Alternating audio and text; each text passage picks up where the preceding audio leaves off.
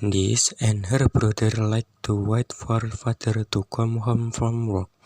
Their father is a motorcycle taxi driver in the city. He say there are more customers in the city than in the village where they live. Because of the pandemic, Candice is studying from home. More precisely, Candice is studying on a hill. Candice borrows father's phone and goes to a nearby hill to connect to the internet. Today, Candice has to go to the hill to study again. All her friends have already left, but Candice needs to wait for father to get home. He has promised her that he'd arrive home early. Mom asks, You are still waiting for father, right? Please, take care of Akbar for a moment, Gendis. I will bet Rara.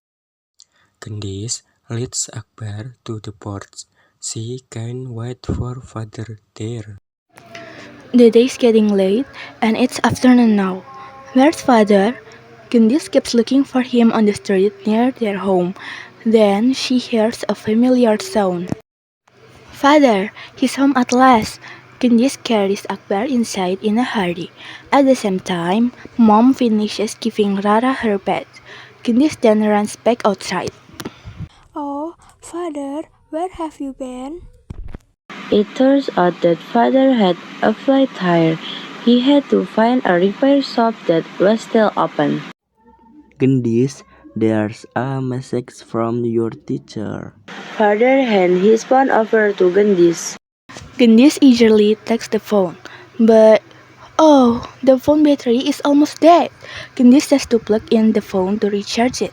That takes a long time, so she won't be going to the hill until late. Most of her friends will probably be home by then. Candice is scared to study on the hill by herself. Candice knows her father must be tired from working all day, but she can't ask mom to accompany her to the hill. She finally breaks herself to ask father. To her surprise, father is willing to go with her to the hill.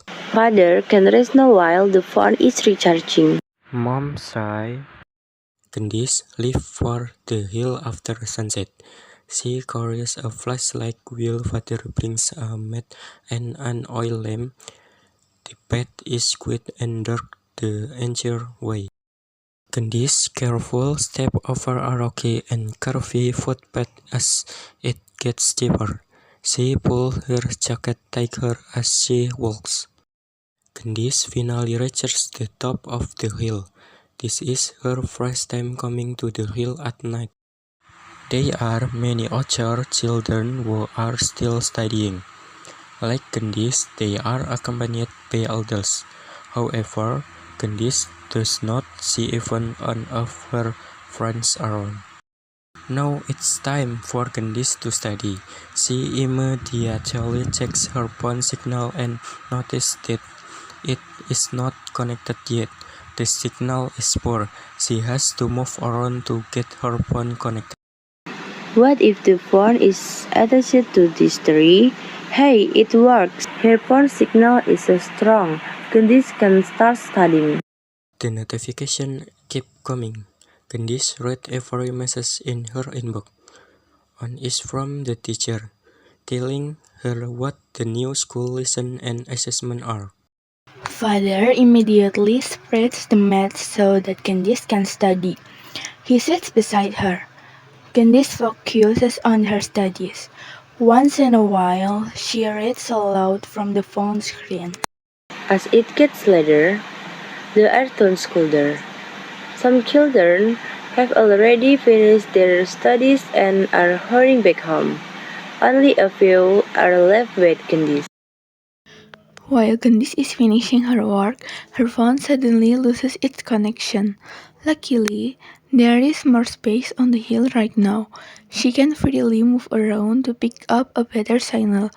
She climbs onto a big rock not far from where she was sitting. Finally, the phone reconnects. No wonder so many kids were studying here before. Candice returned to her studies chair. Even though she kept yawning. Later, Gendis hurries back to where father is and says, Let's go home. I am so sleepy.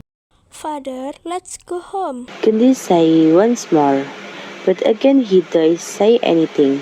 When she looks careful, she sees he's fallen asleep. Gendis steps softly on father's shoulder until he wakes up. Are you finished, Gendis?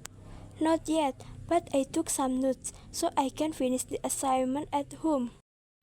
Candice will have to go to the hill again tomorrow to send her finished assignment to the teacher. Candice asks father to get home sooner.